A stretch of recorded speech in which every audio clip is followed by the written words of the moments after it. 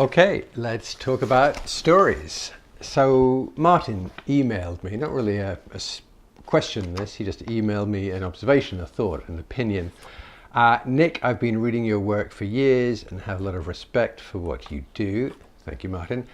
But stories, almost every marketing story I read feels totally fake and manipulative.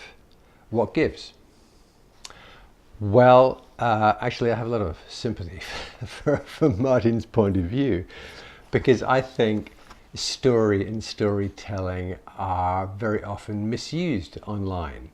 I think stories can be wonderful as a way to engage with an audience honestly, but stories can also be used to manipulate. There is no question of that. And there are two types of story that I personally, probably along with Martin and many others, object to. And these are taught, these are strategies, these are tactics, storytelling tactics. They're tactics that are taught by people. You know, people are encouraged to do this.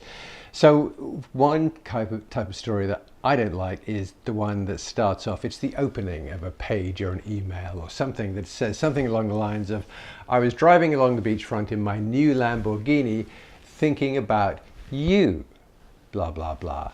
Well, actually, no, you weren't. I'm pretty sure you made that whole thing up.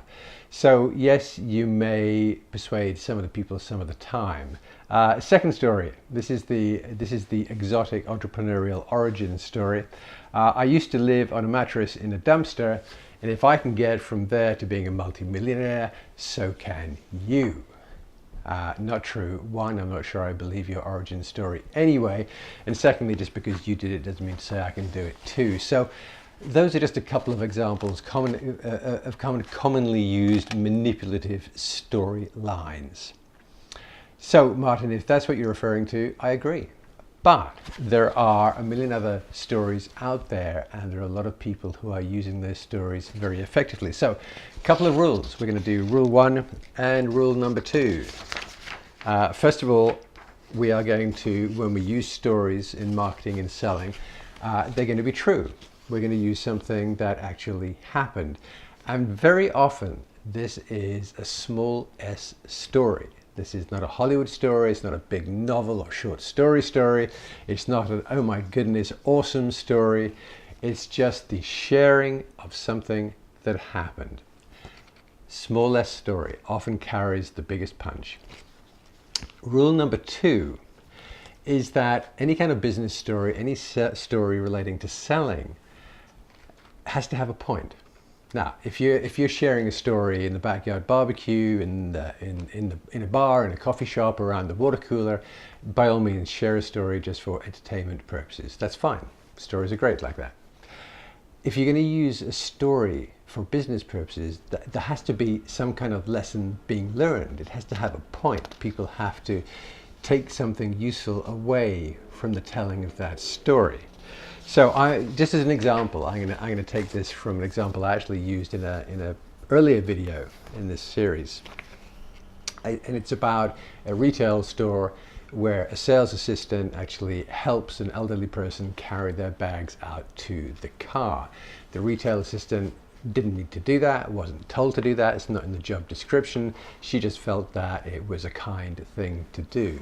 So that's a very small s story, but potentially a very powerful story. And what's the lesson learned there? Well, the purpose of that story from a business point of view is that it gives you an insight into the culture of that company.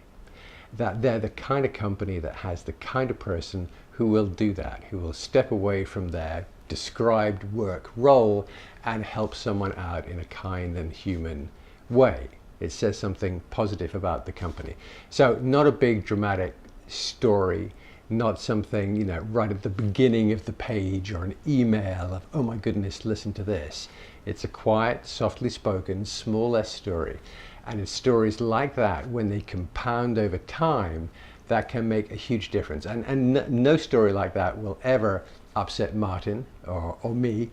It will never be detrimental to the brand of the company. It'll always be positive. So in response to that idea that stories are kind of false or fake or manipulative, the answer is they can be, but they needn't be, and they shouldn't be, I don't think.